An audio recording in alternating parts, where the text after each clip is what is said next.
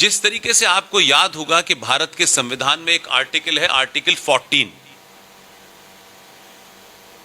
Article 14 ये कहता है कि भारत के अंदर जो भी नागरिक है, उसका रंग क्या है, उसका मजहब क्या है, वो क्या करता है क्या नहीं करता है, अमीर है गरीब है, सारे लोग देश के आर्टिकल 14 के तहत संविधान के सामने सब बराबर हैं।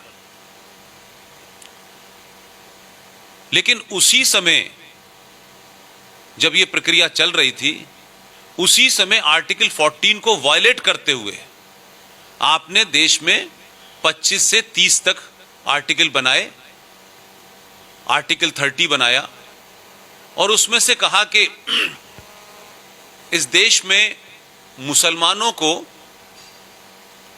अपने मजहब की तालीम, अपने दीन की तालीम देने के लिए अलग से वो अपने इंस्टीट्यूशन खोल सकते हैं।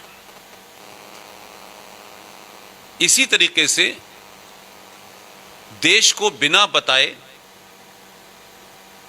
1993 में मंदिर आंदोलन के बाद जो स्थिति उपजी, उसमें सरकारों ने बिना किसी बेसिस के, बिना किसी डेफिनेशन के यकायक एक अनाउंसमेंट कर दिया और कहा कि भारत के अंदर 5 मजहब अल्पसंख्यक हैं। उसमें बौद्ध है, ईसाई है, सिख है, मुसलमान है और एक और कौन है, और पारसी, सॉरी। अब ये 5 पंथों को कहा कि साहब ये अल्पसंख्यक है देश के अंदर,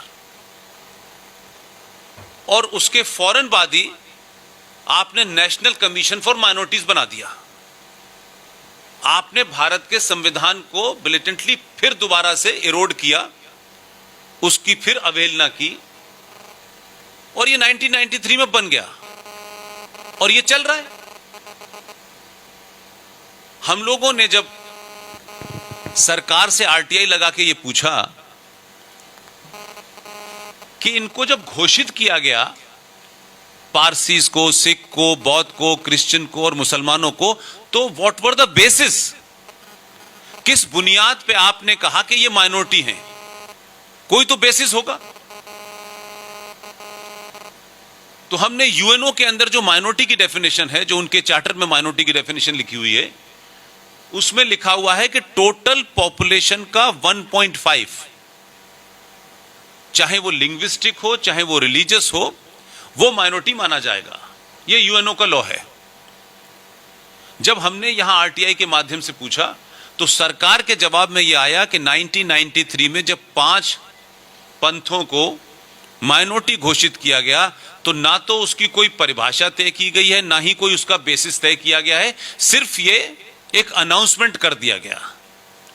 अब उसका डिस्क्रिमिनेशन यह है कि 2011 का सेंसस यह कहता है कि देश में 40,000, ओनली 40,000 पारसी हैं, 1.5% सिख है, 3% ईसाई है, 1% के आसपास बौद्ध है और 16% मुसलमान है।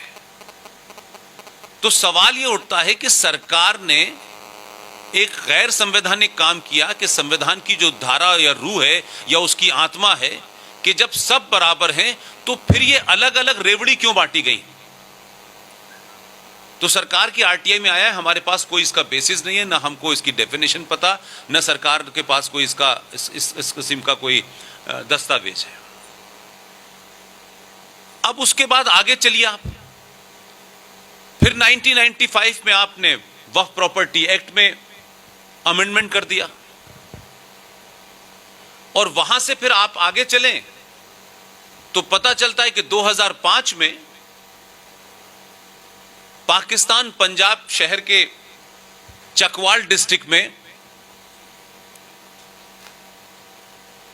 एक साहब पैदा हुए 1923 में, और एक और साहब पाकिस्तान के पंजाब प्रांत में पैदा हुए।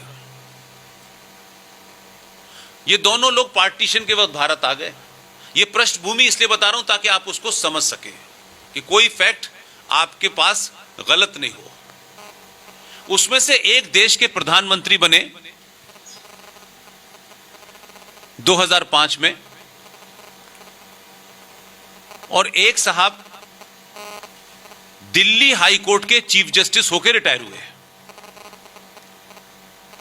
दिल्ली हाई कोर्ट के चीफ जस्टिस जो रिटायर होके हुए, उनका नाम है राजेंद्र सच्चर।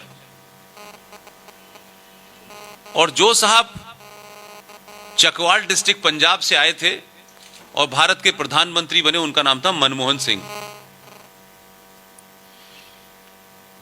एक दिन यह घोषणा की गई, जिसका कहीं कोई डॉक्यूमेंट नहीं है, कि भारत के मुसलमान जो हैं, बहुत ही उनकी दयनीय स्थिति है, आर्थिक, सामाजिक और हर क्षेत्र में वो बहुत पिछड़े हुए हैं।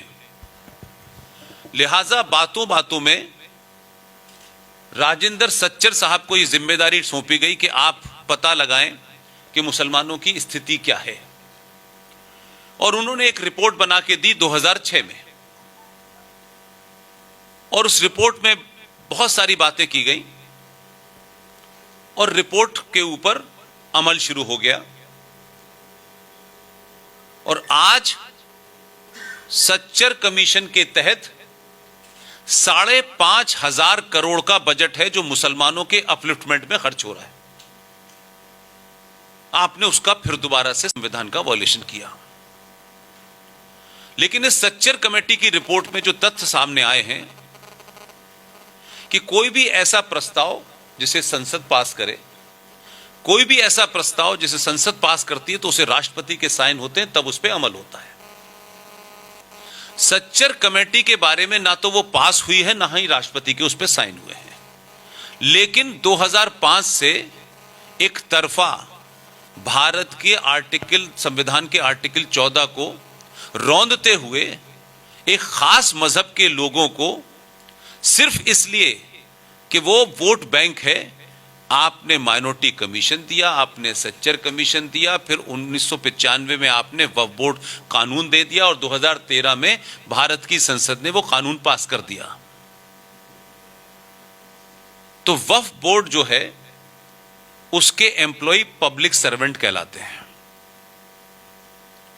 और वक्फ बोर्ड जो कानून है 2013 का, वक्फ प्रॉपर्टी एक्ट, सॉरी, उस कानून की धारा आर्टिकल 40 में जो कुछ लिखा है, उससे देश खतरे में होगा, उसका सरकार का काम है, सरकार करे।